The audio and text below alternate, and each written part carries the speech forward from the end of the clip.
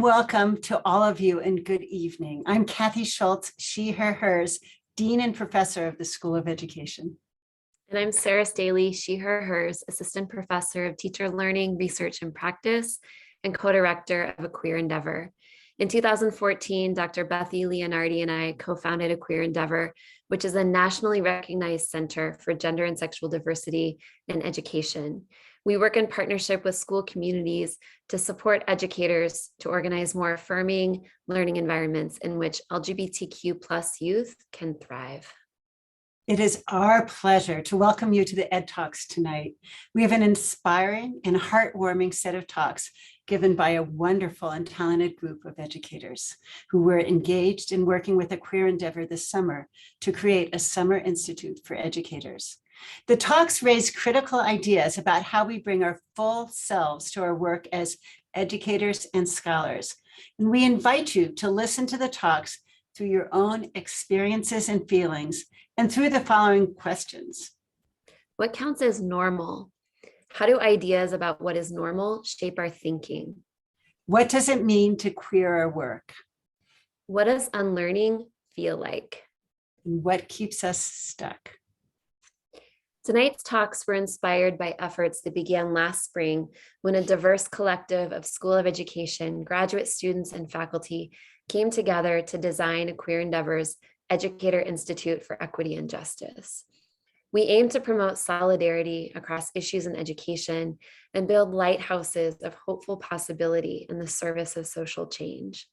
On July 29th, we launched our two-day conference, which featured over 80 educator-led workshops on topics that included abolitionist teaching, queer inclusive pedagogies, trauma, and healing. Over 500 educators joined us. Our collective's efforts were guided by our belief that transformative justice in education relies on intersectional movement building and a commitment to collective liberation. For us, collective liberation means recognizing that systems of oppression are intertwined. It means acknowledging that when it comes to issues of equity and justice, we all have learning to do. It means owning the contributions we make to systems of oppression and how we benefit from those systems. As people who bring diverse identities and histories to the work, it means leaning into the struggle and coming together. It means investing in our own and one another's transformation. Kevin Kumashiro has recently urged us to begin our gatherings by naming the moment. We come together this evening at a time that is filled with stress and anxiety, caused in part by the ongoing pandemic. We are also living in a time filled with violence and trauma, particularly for our BIPOC, queer, and transgender colleagues and friends.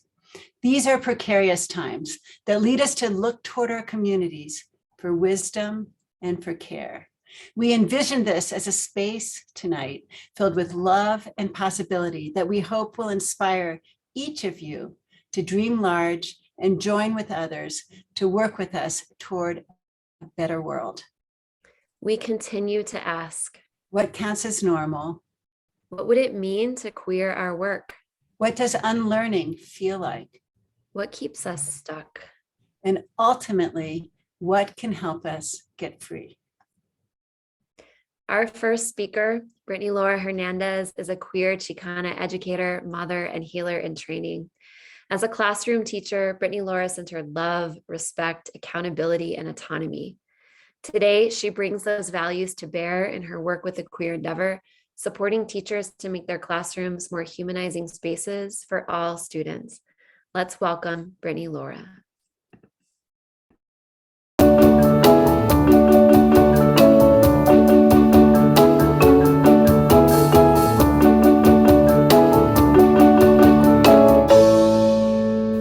Let us begin by honoring the Cheyenne, Ute, and Arapaho people of so-called Colorado and all of the indigenous people of the world. Let us honor their knowledge ways as pathways of liberation. Let us send love to all of the indigenous children, the babies, the little ancestors. May those taken by colonial violence and cultural genocide rest in peace and power. My name is Brittany Laura Hernandez. My pronouns are she, her, ella. I am feeling so grateful to be here with all of you today. I'm a Chicana, indigenous, queer educator. I was in the middle school classroom for 5 years. I am a mother, a daughter, a sister, a partner, a friend. I carry the medicine from the Montoya, Trujillo, Archibek, and Hernandez families, and I am honored to carry on their lineage. Thank you to my ancestors here with me today. May I be a vessel for a greater message. Today, I want to ask, what did you harvest this season? What seeds were planted? What ideas grew? What practices did you give life to? I want to ask, what will it take for all of us collectively to harvest sustainable and liberated futures outside of colonial systems and patterns? What will it take to truly listen to and follow the lead of Indigenous, Black, and queer communities? What did you harvest this season? This season, I harvested peppers, calabazas, tomatoes, cucumbers, kale, basil, parsley, and marigolds. The Mexica people believe the marigold is the flower our ancestors can smell from the spirit realm. My grandpa Charlie used to plant marigolds all along the perimeter of his garden as deterrents to some bugs and invitations to the bees and the ancestors. What did you harvest this season? This season, I harvested the practice of listening. I practiced listening to my plants, to those I love, and listening to my gut, my instinct. What an incredibly difficult lesson this continues to be, but what an experience. What did you harvest this season? The COVID-19 pandemic has amplified the general public's desire to go back to old ways of life, to grow food, to build things, to homeschool even, whether out of necessity, extra time, or fear. The pandemic has also illuminated the work already being done by Indigenous, Black, and queer communities to grow our own food, build our own things, and unschool our children. But the pandemic was not the catalyst for these communities. Our knowledge ways have been passed down from generation to generation. And so I ask, what will it take to truly listen to and follow the lead of Indigenous, Black, and queer communities in order to build, to grow sustainable and liberated futures outside of colonial systems and patterns? My great-grandfather, Matias Archibek, came north to rural Colorado in the early 1900s and brought with him a bag of seeds from Trujillo, New Mexico. These were the seeds of the Mirasol chili plant. When Matias' son, Carlos, or Charlie, my grandfather, returned from the Navy, he and my grandma Laura bought a tiny home in East Greeley, Colorado, where they grew a family, a community, and a huge garden with the Mirasol chili peppers at the center. My family, my community, and this pepper provided models, sacred designs, pathways of what collective liberation could look and feel like. The Mirasol is a beautiful pepper that grows in clusters towards the sun, Mirasol. It can be harvested when it is red or green. It can be roasted or dried. And like all plants, it takes time, love, and intention to grow. Inherently, the Mirasol teaches us to grow together, to be adaptable, and to always look towards the light. Inherently, that's what all plants teach us, right? To invest time, love, and intention into our relationships. Chili is an indigenous plant to the Americas. It existed pre-contact and will exist long after.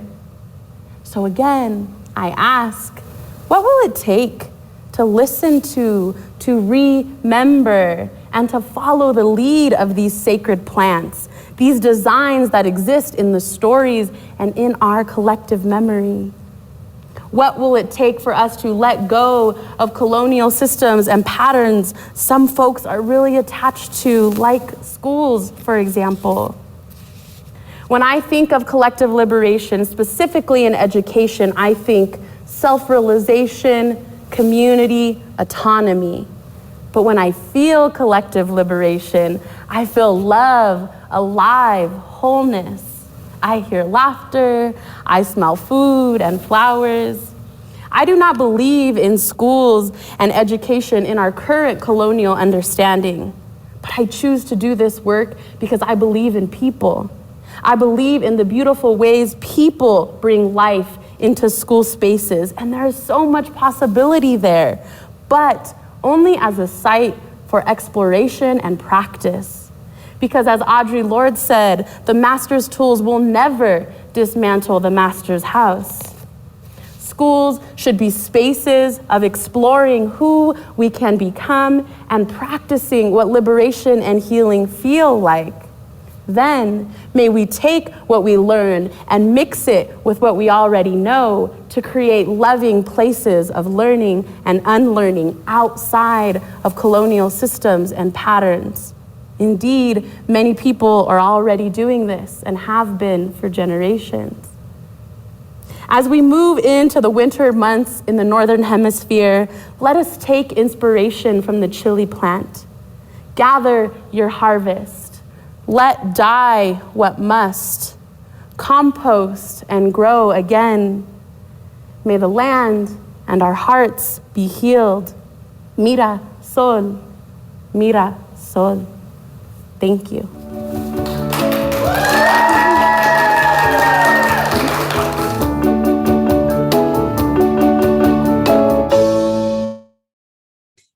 Thank you, Brittany Lara, for your insights, provocations, and the joyful way you tell your stories. Our next speaker is Robin Tomiko.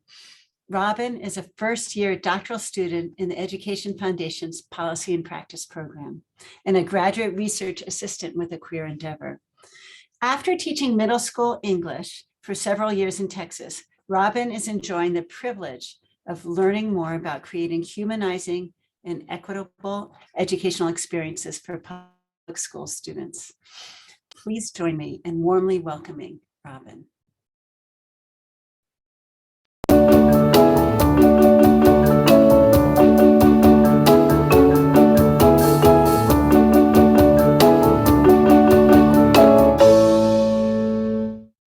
No one told me the truth about teaching, about what it actually is.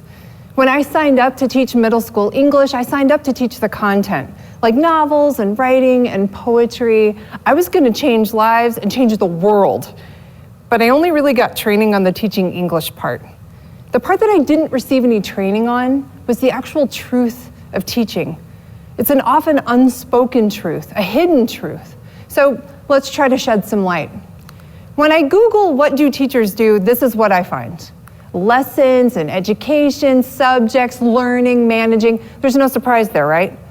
This is one of my daily classroom schedules. You'll see class time for lesson plans and education and learning and managing. So this is actually what I thought my job was when I signed up to teach. Come to find out, there are a few details about my job that are not on this graphic. For instance, this is the 2 minutes I have to run down 2 flights of stairs to get to the one bathroom that 90 different teachers use. This is the time of day I usually get a frantic email from a desperate colleague asking me to volunteer for yet another class activity.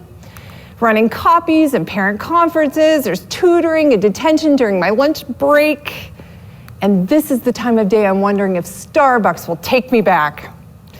Now, I probably still haven't said anything surprising. And if you're a teacher, you know I haven't said the whole truth yet. So let's lift the veil a bit further. This is the time of day that we usually have lockdown drills to prepare the children for when, not if, there's an active shooter on campus. And it's the next period that I usually have to stop teaching to help my students through those panic attacks that they're having after the lockdown drills. It could be any time of day that I get a memo outlining the approved language I'm allowed to use when my students ask me about the latest report of police brutality against Black and brown folks. Now, I'm biracial, but I have the privilege of being white presenting. Most of my students do not, but the memos never mention anything about that. It's during my lunch break that my LGBTQ+ students and their friends from other classes huddle in my room. If I can't say that I'm queer, and I can't acknowledge my students' identities during class, then at least we have this 30 minutes to sit together in community and in safety. Sometimes it's in the middle of class after reading a student's journal entry about contemplating self-harm and suicide that I'm trying to refer them to a counselor who's already 2 weeks behind in their responsibility for over 400 students. It's in these staff meetings, before and after school, where we learn about suicide prevention, about how to patch a gunshot wound, about how to detect sexual abuse that might be happening at home. It's also in these meetings that we're told that we have to address students' social emotional needs, but we're never told what that looks like for a teacher. It's during these hours that I usually volunteer for clubs and organizations, like the evening that I hosted a district-wide academic competition. I remember that night because one of my students ran away from home. He was 13, he was struggling with depression. He got into a spat with his parents, like 13-year-olds do. And it wasn't until the bustle of the competition was happening that my other students came and told me that Brandon was missing, that he had run away. They said that Brandon was probably close by, somewhere near the school, because that's where he would feel safest. So I stopped what I was doing. I went upstairs to my classroom. I made a huge banner that read, "Come talk to me, Brandon." And as I was walking back down the hallway, I passed my principal and a police officer. They pulled me aside and asked me if I had any insight about how to find our missing student. I noticed that as they were talking, they were both using a name and pronouns that Brandon doesn't use anymore. And so I pointed this out. Now, I was nervous saying something about it because I knew I didn't have the right language, and I'd never said anything like this out loud before, certainly not to the authorities and certainly not to my boss. But I knew it was dire. I took a deep breath and I said, "Brandon doesn't use that name anymore. If you use that name, you're not gonna find him. If he hears you calling that name, he's gonna go the other direction. In fact, if you're looking for a girl, you're gonna drive right by him." The two men in front of me got really uncomfortable, and they started shifting in their shoes. My principal looked around in the crowded hallway and saw all of the people, some of them waiting to talk to me. He took my arm, and he ushered me to a quiet corner. He looked me in the eyes, and he told me, "Now is not the time for that. You have a competition to run. We're trying to get this kiddo home. Now's not the time." There have been so many times in my career that I bit my tongue, and I regret telling you that I stayed quiet in this moment too. It's one of the moments that I regret the very most. What I should have said was, if now's not the time, then when? If now's not the time for me to use my knowledge as that boy's teacher to bring him back to safety and to love, then when? When is the time? Now, Brandon made it back home safely, and he was back in class 2 days later, but I wasn't 2 days smarter about how to help him. If the pandemic has shown us anything about education, it's that our school system is not prepared to handle mental health crises like Brandon's, but we still expect it to. Our unspoken truth is that we expect teachers to take care of our kids, to show them love, to keep them protected and seen. I have hope that if we start telling the truth about what teachers are actually expected to do, if we start giving them the resources and the support to actually meet those expectations, then we can build schools that we've only dreamt of thus far. Now, we can keep saying that school is not the place for this and now is not the time. But I'm willing to bet that your favorite teacher wasn't your favorite because of how well they taught English. It's because they saw you. The truth is that school is already this place, and now is the time, because educational spaces are human spaces. And my hope My humanity tells me that the humans in front of us in our classrooms are ready to tell us where to go from here. They're ready to be seen and heard and held in their rich and complex selves. I have hope that we are ready to support teachers in doing their jobs, the whole truth of their jobs. Thank you.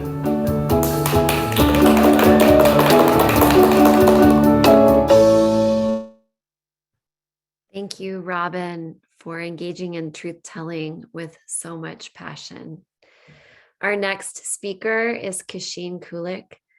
Kasheen is a PhD candidate in teacher learning, research, and practice, and a Miramontes doctoral scholar in the School of Education. In her research, she centers anti-racist pedagogy in order to queer teacher learning environments. And in her pedagogy, Kasheen resists intellectualizing anti-racist practice by centering embodiment practices that promote healing. Welcome to you, Kasheen.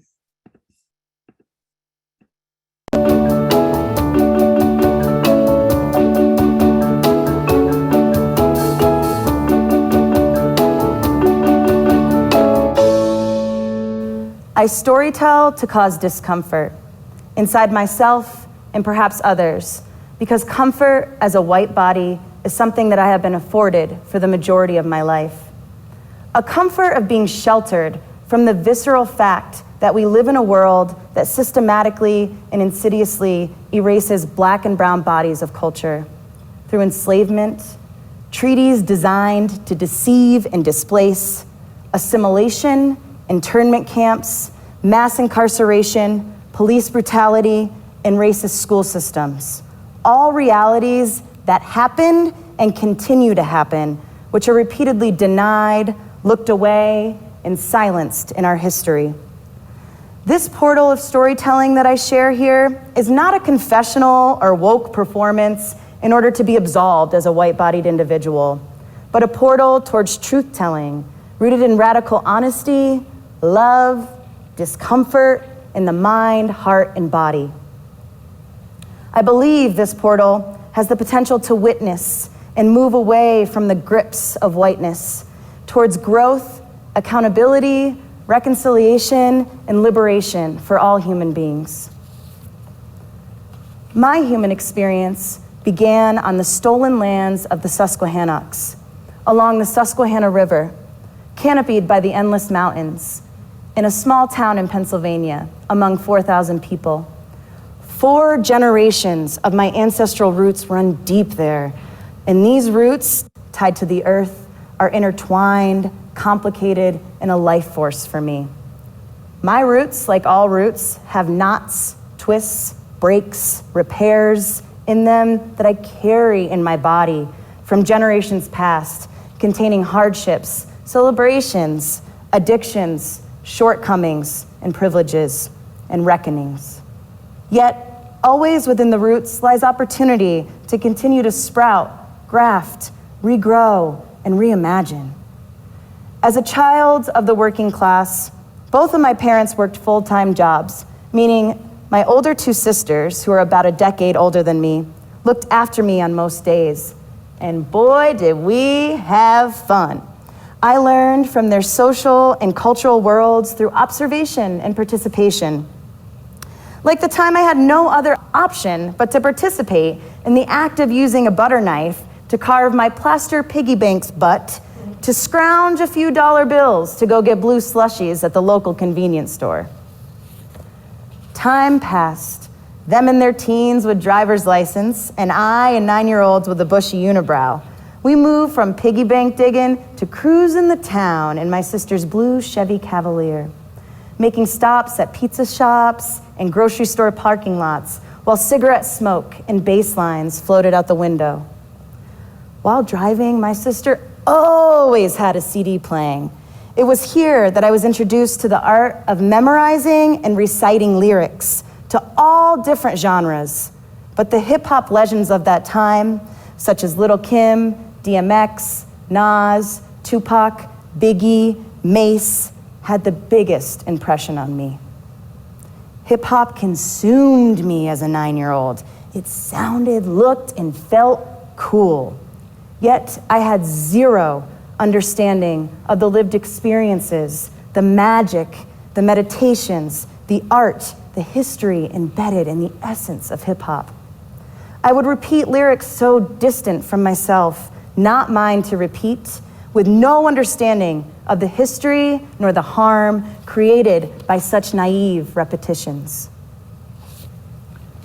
Press fast forward from CDs to iPhones to my mid-20s as an out queer woman. My girlfriend and I were dancing on a sticky basement floor at Denver's best hip-hop night. We were vibing, conjuring magic through music and movement, and then the melody to All Right by Kendrick Lamar started through the speakers. The lyrics to All Right hold similar weight to what I heard as a child, and on that dance floor, my body spoke to me. My gut said, "Sit down, Kasheen, this ain't for you." So I did. I sat, I smiled at my partner in her element, closed my eyes, zipped my lips, and held space on the outskirts. In that moment, I listened to my body and to the energy of that space, and it was not telling me to jump up and scream, "We gon' be all right."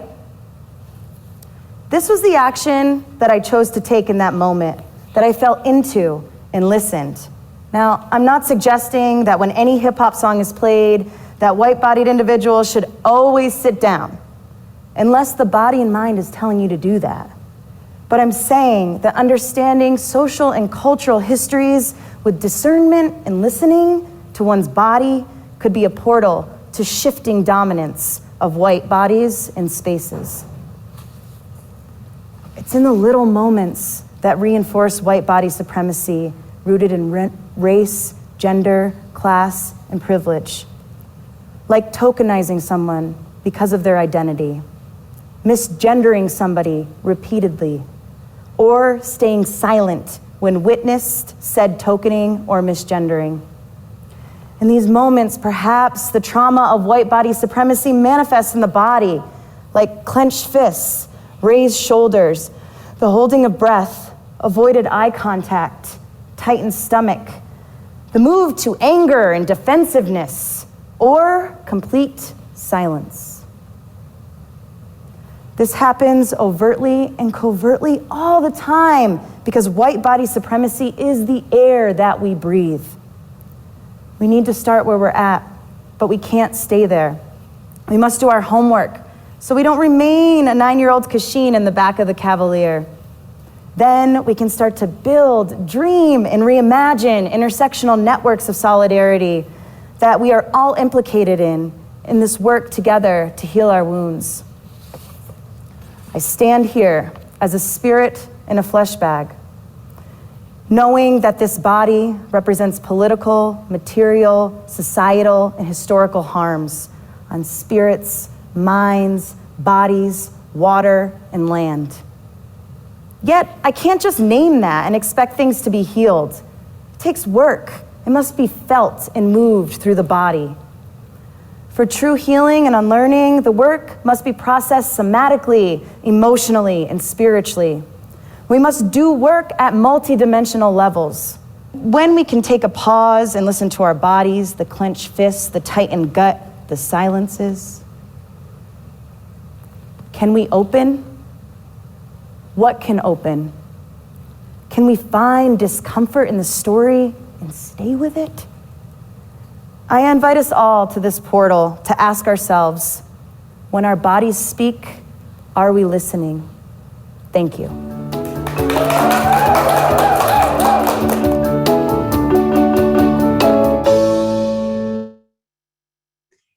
Thank you, Kasheen. Your stories are always so powerful to me, and I imagine that I will return to them again and again. Our next speaker is Maria Ruiz Martinez.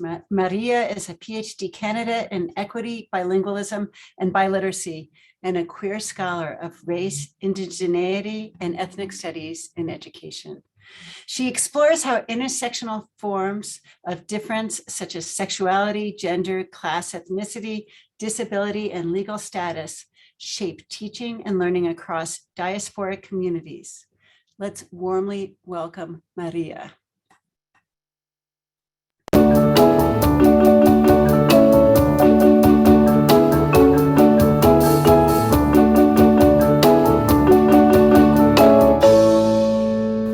Along the southwest shores of Michigami, where the Milwaukee, Menominee, and Kinnickinnick rivers meet, and where Wisconsin's Anishinaabe, Oneida, Ho-Chunk, Menominee, and Mohican nations remain present, exists a thriving community, defining, shaping, and transforming what it means to be unapologetically bilingual.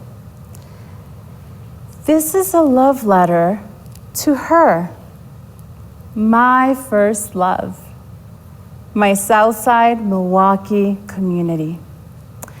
Dear Milwaukee, when I first met you, I didn't like you.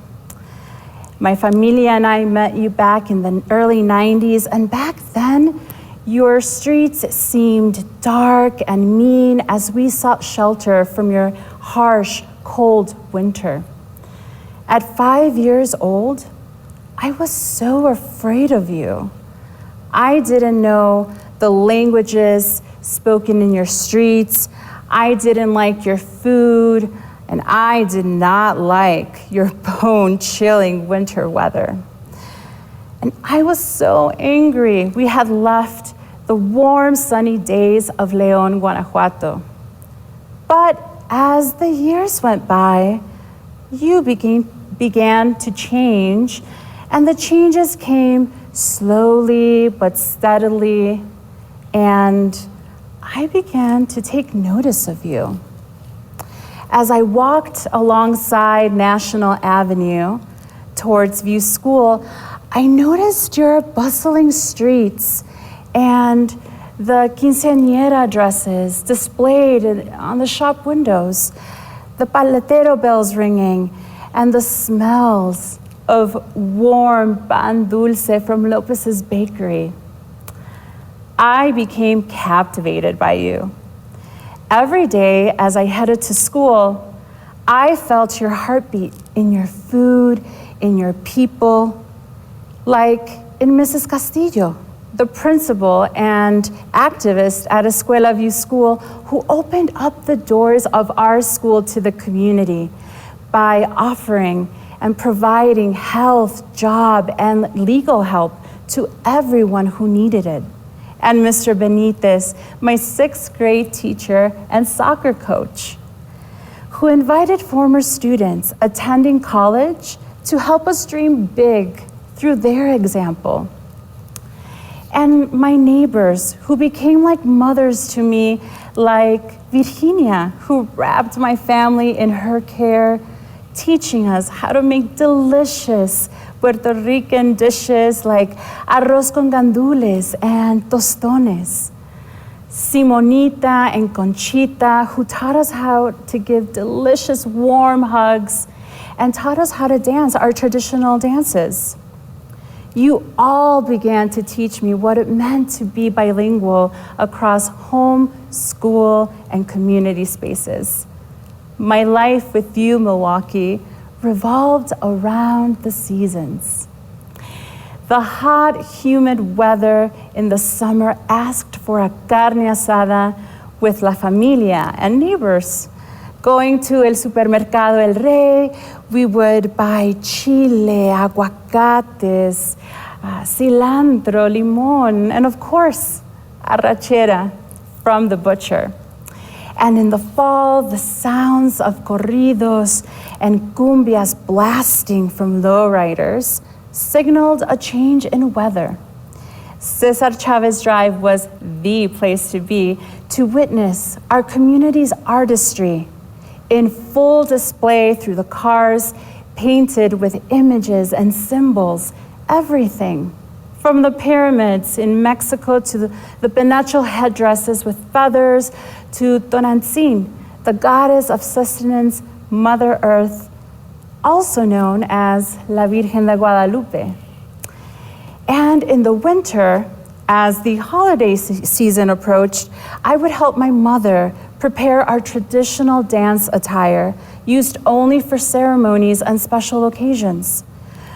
When we danced, it was more than just a technique.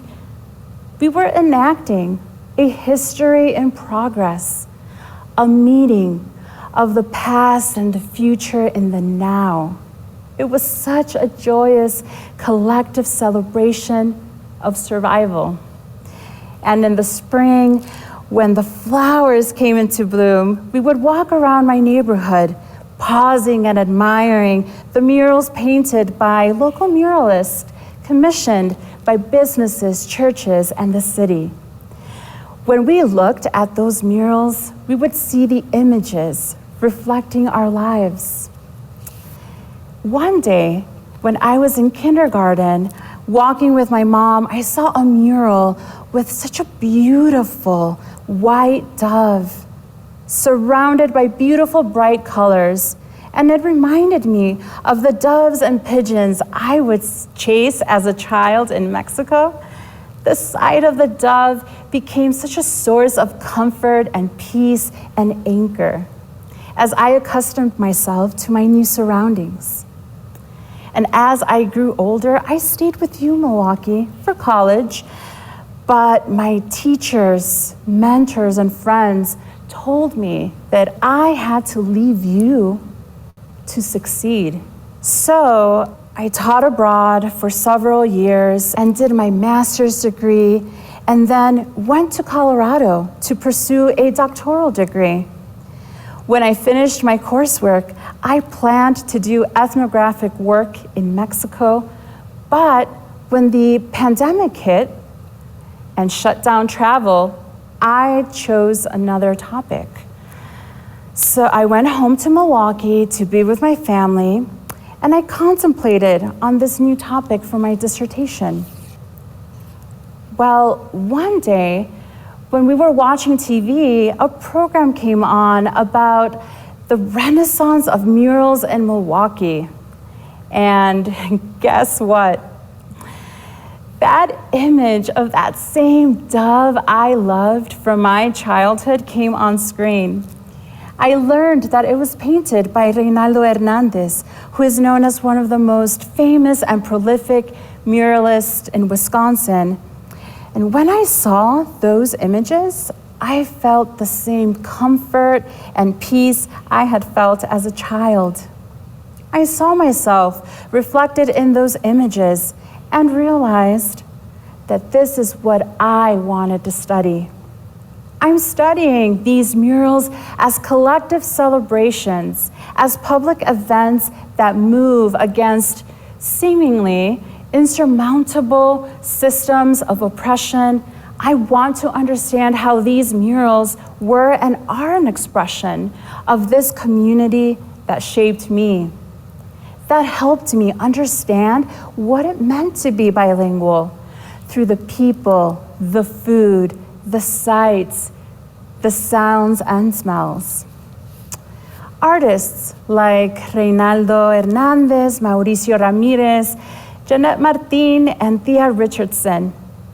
Artists part of Latinas Unidas en las Artes, like Katie Avila and Whitney Salgado. To me, they are bringing home these ideas of relationality and the importance of connection to place through their work.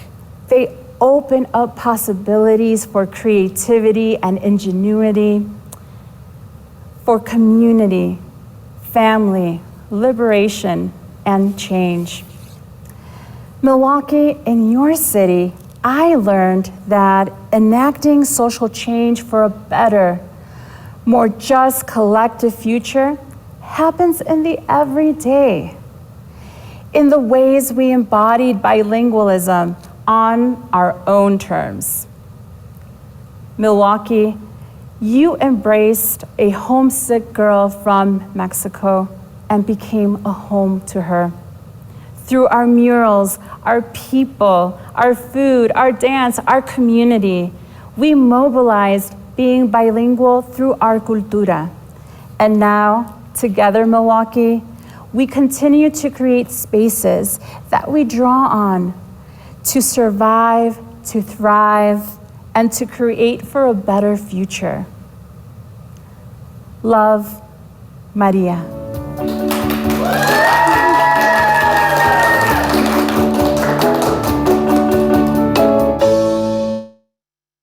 Maria, thank you for your brilliance and your beautiful heart. Our final speaker is Paige Valentine Regan. Paige is a PhD candidate in Educational Foundations Policy and Practice and a Miramontes doctoral scholar in the School of Education. Paige examines how racism, transphobia, and other traumas mediate the experiences of young trans adults of color and examines teaching and learning as sites of resistance that can be troubled and queered toward more intentional, whole living through radical love. Let's welcome Paige.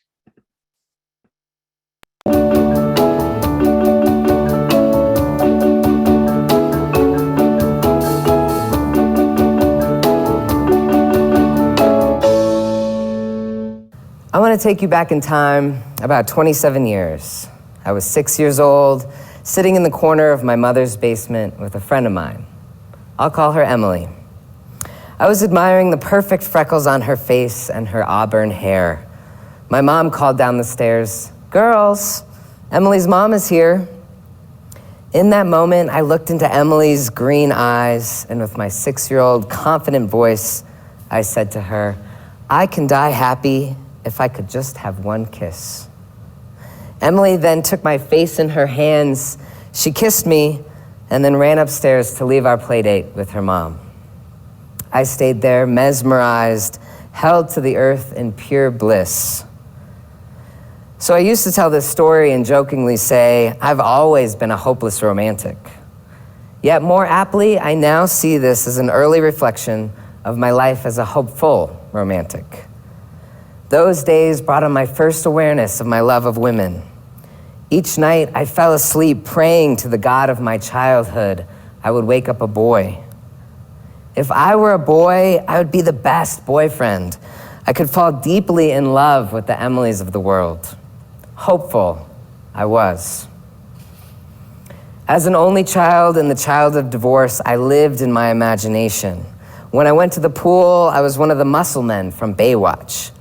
The fact that the swimsuit I was wearing didn't quite fit the picture didn't matter. A little older, on my bike, I imagined my name was Brian, and I was a bicycle cop on that terrible show, Pacific Blue. And while watching anything Disney, I was never the princess. Of course, this snapshot alone could warrant another talk in its entirety about continuing problematic models of masculinity kids get to choose from, but that's not for today. Around the same time in my childhood, hiking in the mountains with my family, as I stood in a cold Colorado river, I looked at my legs submerged under the water and I thought, I wish my legs were as white as they look underwater. I didn't realize the importance of this experience. In fact, I didn't recall it at all until in my 20s when I was working as an advisor at a summer justice camp. When we were being divided up into affinity groups, the director placed me in the Latinx group. This was new, but felt good, exciting.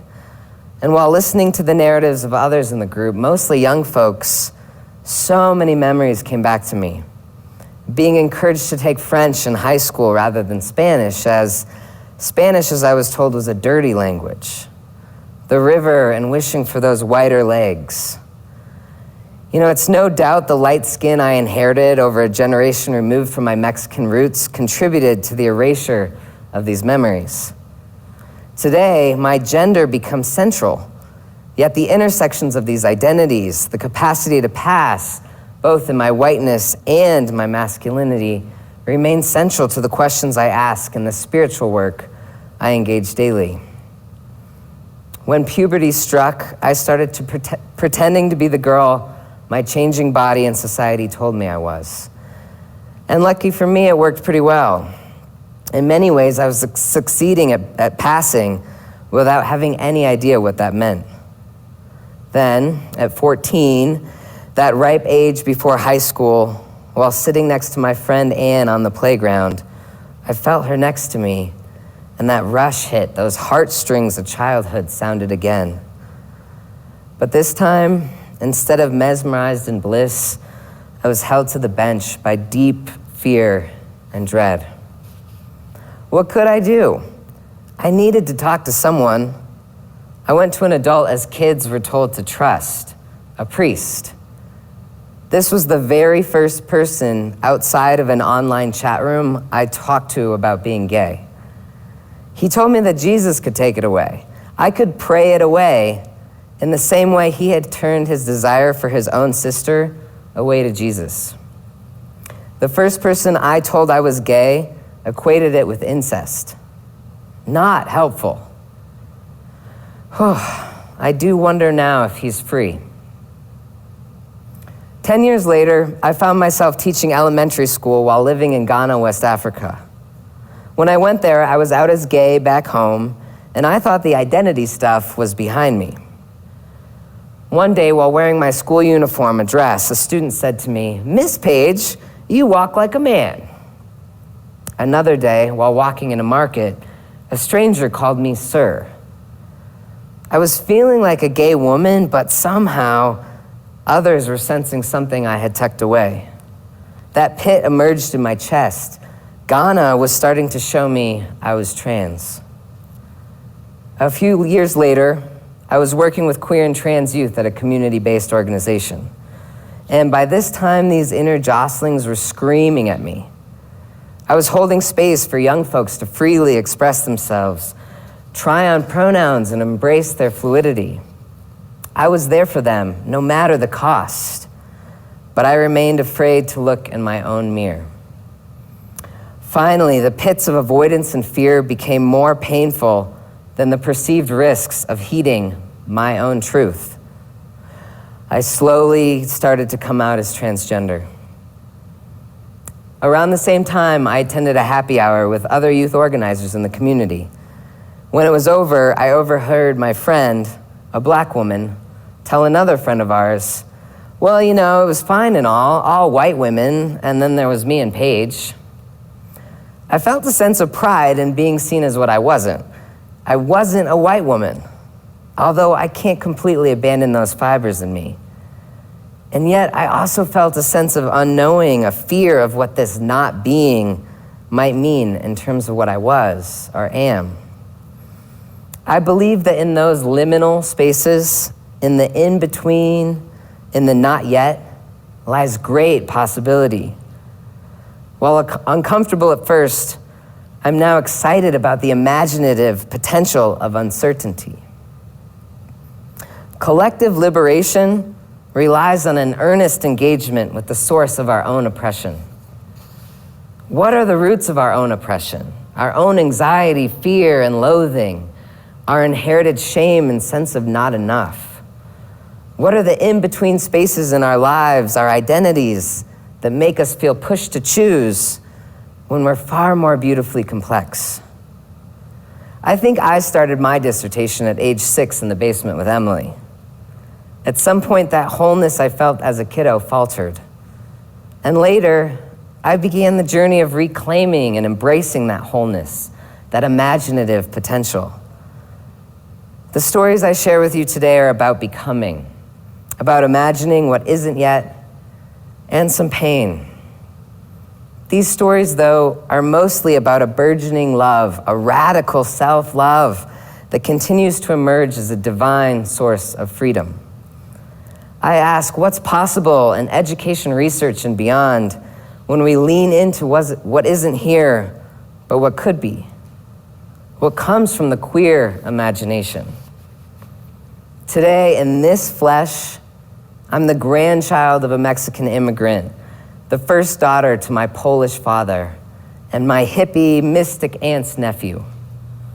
I honor my transness with the gender pronouns they and them. I'm not a woman, nor a man, white and a person of color.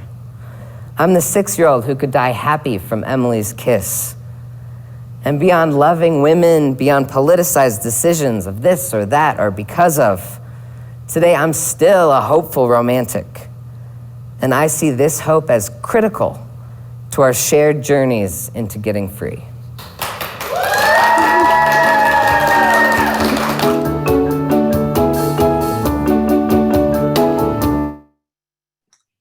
Thank you, Paige. You continue to inspire us to work towards freedom with love and with hope. So now is a question and answer portion of our program. We invite our fabulous speakers to join us live. We've all been feeling your love during the talks. This is always one of my favorite parts of the evening because here we are live and with you. So please write your questions in the question and answer, the Q&A feature at the bottom of your screen. And Sarah and I will take turns reading the questions to the speakers. We do have our first question, and it is, so speakers, if you want to turn on your cameras, wonderful. So the first question is, how did your work together this summer inspire your talk? And Maria, would you like to take this one first? Thank you. Thank you for your question. I want to thank everyone who made this event possible and everyone joining us tonight. Thank you for being here. So to answer the question, I think, the work we did together in last summer's Educator Institute for Equity and Justice as organizers, presenters, participants, and everything in between inspired my talk in that I felt a collective joy, a playfulness with a community of educators I had not felt since leaving my hometown, Milwaukee, Wisconsin. And I will say that though the two-day institute certainly filled me in so many ways, what inspired my talk the most were the relationships we built among the team, sharing our pains, joys, frustrations, and hopes, and becoming vulnerable with each other as we engaged in this work. This is, I think, definitely a testament to both Bethy and Sarah, not only because of their leadership, but their compassion, vision, and their dedication to mentoring us and always placing who we are as humans first. And also these other wonderful humans, a part of the team that embraced me so generously and kept me afloat with their support. So whether, we were dreaming around Bethy and Sarah's kitchen table, enjoying a yummy meal together, or writing as a collective, in what seemed like the most ordinary of moments became, for me, extraordinary. This is the feeling that I tried to capture in my love letter to Milwaukee, the playfulness, the admiration, the richness I felt from experiencing the mundane or the ordinary, the everyday. That is what makes it possible for me to engage in relational practices as we work for a better future. I found that to be true from my lived experiences in Milwaukee and now as a part of this team. Thank you so much, Maria. We have a question from Crystal. Please, and this is really to anyone, so just raise your hand or jump in. Please describe your writing process. When did you write these talks? During the summer two-day event or later? So who would like to answer this?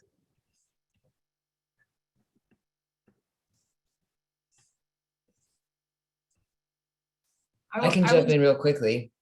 Oh, no, Robin, you want to? Go, Paige, and then Robin will jump in.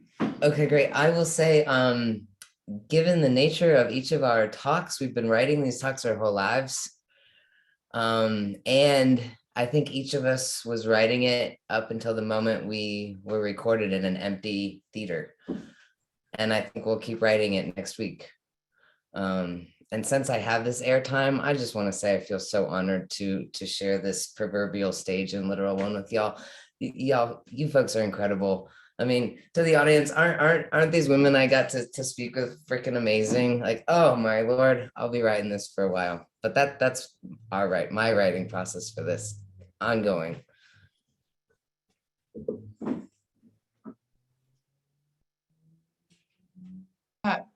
Paige, I love you so much. Yeah, this is a magical gathering of humans. This is like one of the grandest privileges I could ever experience. The writing process was a journey, and it was a at times painful one because these weren't dry academic sort of ventures. And this really speaks to the question of like, what about the Institute brought us to these talks? Bethy and Sarah and Bethy gave us a space, and then gave educators a space to explore the things we're not allowed to explore or don't have the opportunity to explore. And that's not easy. It's just not easy. It requires a lot of soft landing. So my writing process required a lot of help, support, and love, and feeling like I wasn't alone, which is not usual for me. So. All right. So Robin, the next question actually goes to you. So the question is, somebody's asking, as a Texas teacher like myself, what made you choose to leave the classroom and enter into this program? And, how did that transition go? How did you know it was right?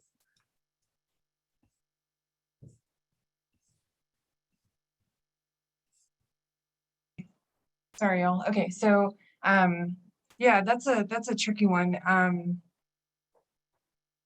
I have to be honest in saying that it hasn't been an easy decision because that's where the work is being done in classrooms with students. Teachers are the ones that are doing the work, and no longer doing the work is a hard decision to make.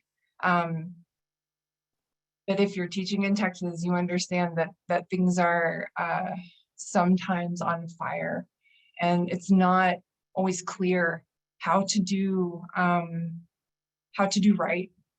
And that's what I'm here to do. That's what that's how I made the decision, was that I needed more resources. I needed more. I needed a broader spectrum of of how to understand how to do right and how to move forward. And I didn't have access to that there. Thank you. So here's the next question, and it can really be to any of you, especially there's a lot of you who haven't talked again. We'll give Robin a break. What can educators do in the everyday to help students embrace their true selves, especially when facing the kind of systemic adversity that many of you touch on? Can start us off, and then maybe Brittany, Laura, I feel it that maybe you'll come in after me. I don't know, just a thought. For me, I think it starts with the self, and finding that. I'm trying to find the question again, but yeah, really, hold on, let me just read it again. I can't remember. Yeah, embracing your true self. I think we live in a society that doesn't want us to embrace our true selves, especially if you are queer and or even white, right? Which was a lot of what I was talking about in my ed talk. And so I wonder, and I don't think it's an individual endeavor. I don't think it's like the monk in the mountains by themselves. I think it needs to be collective and collaborative to help students or anyone embrace their true self within the systems of oppression. But I wonder what work that like I have to do with my own students, consistently checking myself in the like mini little micro moments of like that make this systemic oppression or systemic adversity that you spoke about. And I think it starts with the self-work, and that's a lot of like reflection and going in and sitting with like the not so cute parts that feel really uncomfortable, that like for me is easy to like set a blanket on. Like the easy thing would be like set a blanket on and walk away because I don't want to see that. But really sitting with that in the body and in the mind, and maybe finding some friends that you trust and that have space to be open and asking them that, to think about that, of embracing one's true self as a teacher, educator, human, I suppose, navigating this world. So I just wanted to say, I start with myself, but maybe, yeah, someone else could speak to directly with students. Yeah, you were right. I felt this question when it was asked, Kasheen, and I want to ditto what you said. Quickly, teachers have to start with themselves, embrace their full selves. You're a model of students seeing how you handle conflict, how you take accountability, how you talk about yourself, how you talk about where you come from, like you being fully accepting of who you are, all of the parts, right? Dark and light, light and shadow. I'm embracing that. So number one, being that model and constantly doing that work. Oh, I messed up, y'all. Or like, yo, I'm so grumpy today. Here's what's coming up for me. Right? I was always honest with most students in that way. So agree, Kasheen, being that model. And then giving them the space, the time, the activities to explore, giving them the questions, the time, the texts that open up pages. I think Kasheen, you said at the end, like open up this space to actually do it, right? To explore who they are. That comes along with letting them, you also explicitly teaching about the students and the identities and the cultures that are in the room and showing them the beauty and the complexity of where they come from as well. And so it's that twofold, right? Like you providing the text and the selection and giving them that space to explore. Nice. Thanks, y'all. So I'm going to move us to the next question. So this question is for Paige. So in your talk, Megan is asking you, you spoke about your personal experience with labels and discovering who you are and how you define yourself. As a young queer person, what advice would you give, or what has worked best for you when confronted with other folks who might be wanting or forcing you to identify as something that you don't quite know yet yourself? Does that make sense? That does make sense. Thanks, Sarah. Thanks for the question, Megan. Honestly, so I've been thinking about these things for a long time, and now I'm quite far removed from adolescence, and this question still gives me sweaty palms and a heavy chest, because I don't know if there is advice out there. And I think for me, in my experience, I think often there's a narrative of, when trans kiddos have loving, supportive parents or XYZ, it's fine. And that's the answer. And honestly, that's only part of the picture. I have a really supportive family. I'm sure you've seen some last named Regan or Areolas filtering through the chat, right? And so, gosh, the advice I give, I'm trying hard not to be trite. I think I wish I would have heard more about the beauty and the grotesque. I talk a lot about, I love bugs. People who know me know that. My nickname is Bug. But I think we hear a lot about the butterfly, a little bit about this lonely, despondent caterpillar, but we don't hear a lot about the metamorphosis process. Sometimes if you're reading like Ovid or something, but the actual process of a bug to become itself is really grotesque and ugly. It's gross. I have a tattoo of a cicada hatching on my inner arm, and if you watch a caterpillar becoming a butterfly, it's not this beautiful, like, I choose to be free, look at my wings. It's rough, it's ugly, it's slimy, it's unknown, it's uncertain. And so I think rather than like advice on it gets better or hold on, people love you, you're going to be okay. I mean, I would love to be able to have the wisdom as a kid of just to be able to hold myself, right? As an adult, that's the best advice I've had, is I can belong in myself and I can hold myself. But, as a kiddo, I think it would just be great to have heard like becoming is gross. Like puberty doesn't even begin to cover it. And I don't know, some of you may have seen Dr. Bethy Leonardi's talk, but it really does hurt to become. And that pain can be beautiful. And it can be really beautiful and inviting to talk about it. And I think maybe that's more important than it's cool to be trans or a person of color or whatever. It's like, it's okay to hurt and talk about it.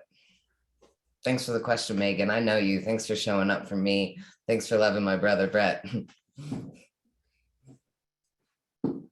So I'm going to just follow up and see if anyone else wants to talk about, it's hard to follow Paige, but I wonder if anybody else wants to talk about your advice to a young person about labels and how you've thought about labels in your own life?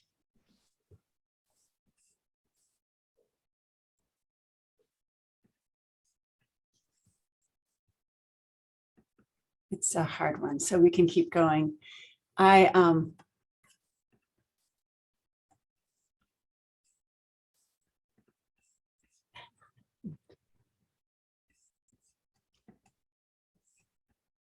Yeah, I guess I can think So- about labels a little bit. I just need some think time. So I stare out in the distance to a door. I think, and this is me just kind of puzzling through, but I think labels are useful, and I think we can move beyond. And I think that's where this page spoke in their talk, and I don't mean to just center you as my love, but the not yet here, and Esteban Munez talks about the not yet here, this queer imagination, right? Like, what can we imagine beyond the labels? The labels are meaningful. I'm not saying that, as you can see, like, I think that's really important, but where can we enter queer imaginations? In the ed talks before us, I think this year or last year, it's all kind of a blur. They were talking about like imaginations and futurity, and I have to think about that and center that with a lot of my queer friends showing up on this call and back channeling me in chats, and just thinking about like, how are we reimagining this for ourselves? And I think as a queer person, we do that all the time. And sometimes we don't, and we hide. And so I guess just thinking about those, I don't know, I don't want to put it in a binary either, but labels are purposeful to think about because it's been designed that way, not problematically, right? But I also want to think like, how can we reimagine and reimagine that? I don't know if anybody wants to piggyback off of that or what, but yeah, I think that's perfect. That's exactly where my thinking started, Kasheen. And then as you were talking, I was seeing like, okay, what are those purposes, right, for labels? And Bethy talks a lot about like, well, the laws, right? The laws say these groups are protected. And so in those ways, like labels save lives in a lot of ways, right, historically. But where do they limit us as well? And that's where the dreaming comes in, and the like, okay. And so I feel like it's like this dance, like I've been using that metaphor lately, but this like dance of like, okay, utilizing the labels, living in the system, figuring it out, but finding who you truly are, and like dreaming outside of that, and being released from that. And so it's this delicate balance, I feel like, because it's a lot of how communities are organized and come together, and it's there's strength there. And so that's a complex one. I think a lot of folks are still thinking through that one. Thank you for the question. Nice. Thanks, y'all. So speaking of communities, Maria, we're going to go back to you. So your talk took us to Milwaukee. This question is, what advice might you have for communities in Colorado to embrace and acknowledge the beautiful, diverse lived experiences and histories in our communities locally? Yeah, that's a wonderful question. Thank you for asking it. So I think part of the work is we do this work, classroom work, being a teacher can be very isolating. And sometimes we fall into the mistake of thinking that as educators, it is up to us to do everything, all of the teaching, and we're the ones doing everything. And we don't see teaching often as a relational practice. It can be a relational practice of imagination, a relational practice of liberation and social change, but we do that through community. So I think working towards working with communities should be a genuine effort with a careful intentionality to tackle that which is keeping us from collective liberation. And I think it has to be an intentional practice. So we have to go beyond the classroom and seek out who is in the community. And that necessitates a deep understanding of who is in our community and what our community is. Because for instance, like in Milwaukee, I didn't understand really what the city offered and how much it had influenced me till I came to Colorado and sort of started thinking through like how I was shaped and reshaped by the interactions and relationships I had within the community. And so in Colorado, for me, it's been the same. It's been the interactions I've had with an inspiring community of educators. All of these various encounters, like the one I experienced at the Institute last summer, I have shaped me, have continued to shape me as an educator and how I see education and how I see it as a relational practice. So thank you. We have one last question that comes from Jill Nealand. And it is, you haven't heard this yet, but you all know the answer to it, or an answer. What can educators do in the everyday to help students embrace their true selves, especially when facing the kind of systemic adversity that many of you touch on? So what can educators do in the everyday to help students embrace their true selves? And I'd like everybody to answer it. Brittany, Lara, can you start? Yeah, sure. And I think this was a little similar to one we got earlier, was it? Am I going a little? Okay. Yeah. So we had talked about, but this is an opportunity, right? Dig deeper. We talked about educators being their true selves, text selection, questioning, opening up that space for students. But I think to root in what my talk was about is to really truly believe and see those communities and those students as models, right? Getting rid of the deficit model of thinking, really seeing them as examples of models. What do we have to learn from them? How do their communities handle conflict? How do they envision self? What did their ancestors think of X, right? And allowing, like really rooting in and seeing them as experts.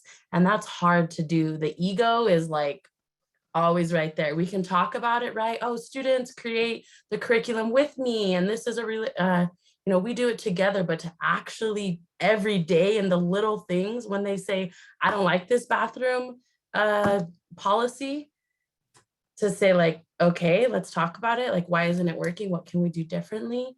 And to see their expertise, that's hard, but that's where we have to sit in the discomfort and truly acknowledge their expertise and beauty. Thank you. Robin, what wisdom do you have on this question? Yeah, I guess my Bethy talks about having how teachers have a theory of teaching, and I didn't really understand that until I started really thinking about like, oh, okay, why do I do the things I do? My theory of teaching kind of tells me that my students are smarter than I am in many, many ways. And if I don't give them space to show me that, then I don't know how to help them. I don't know how to support them. Like as an English teacher, I had a lot of really, I felt like easy entry points in writing and journaling, having conversation over various texts, right? I felt like I had a lot of really fortunate like entry points. And for me, it's all about giving them agency, giving them a platform to tell me where to go. I think if our classrooms are content centered, we are never going to get there. They have to be human centered. Like we have to be focused on the individuals, right? And their complexity. And if we can kind of hone into that, lesson plan around that, then I think that you'll find the answer to that question pretty quickly, because the answer will be different for every classroom too, right? Thank you. Paige, what are your thoughts? I mean, I'm just trying to catch up with all this wisdom and these accolades. Are we on what can teachers do in the everyday? Yes. Yeah. Okay, thank goodness. I echo the wisdom of the other folks on the panel. And I also think, the best teachers, mentors, community folks I've been blessed with in my life, they've helped me grow and be by way of their own being. And so I think the more teachers that can, the more we can kind of embrace and accept ourselves and be honest and transparent about that while also maintaining boundaries.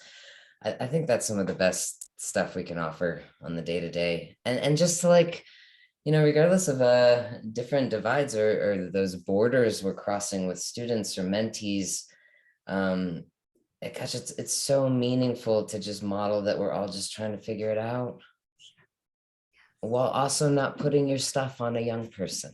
That's not us. That's also not it, right? I think that's the rub. Like, hey, I'm really struggling too, and I'm still your mentor, and I'm not going to put that on you.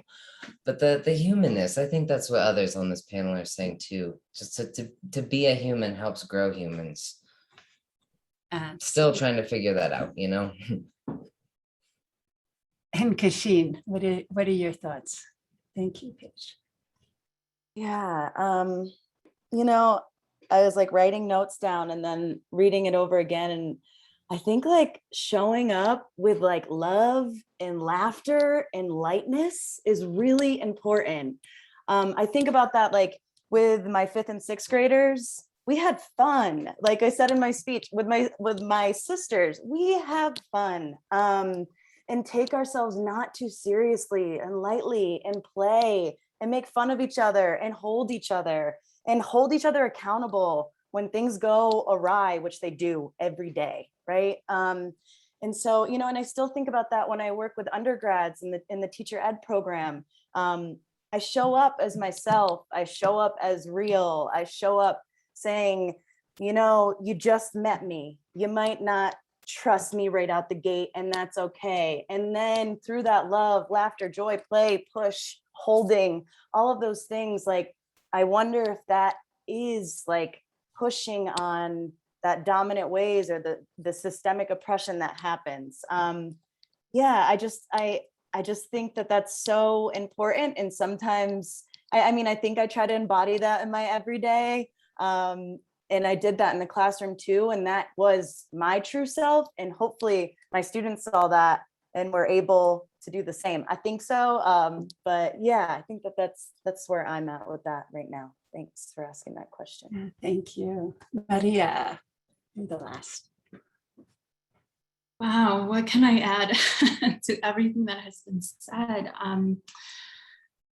For me, when I was teaching in the everyday, going into my classroom, I approached learning as this exercise of like co-creating learning spaces with students. So understanding that learning as a social, collective, collaborative activity that is predicated on trusting relationships. And I think hearing all of my beautiful colleagues speak to this question, I think for me, it really is centered on trusting relationships and really framing learners as not passive recipients of knowledge, like many of us have said here, but rather acknowledging that they have to be active participants, engaged in a process that takes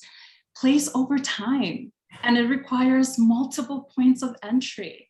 It accepts and builds from approximations and partial understandings of the world. It requires patience and persistence. It's a process of steps forwards and backwards and sideways, and being open to receive everything happening in the classroom, including that which we did not expect to happen. It's a beautiful process to teach and to learn with and alongside young learners. I miss teaching in the early childhood classroom, but yeah, for me, it's all of this beautiful complexity. Y'all, thank you. Thank you everyone for your inspiring responses. So much gratitude for your heartfelt thoughts. In the chat, let's give a final round of applause for our amazing speakers.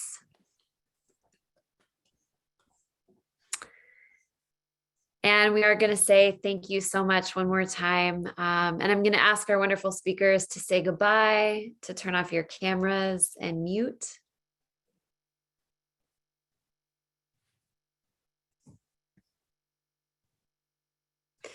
And we'd like to take a moment to acknowledge the many folks who helped make these Ed Talks tonight possible.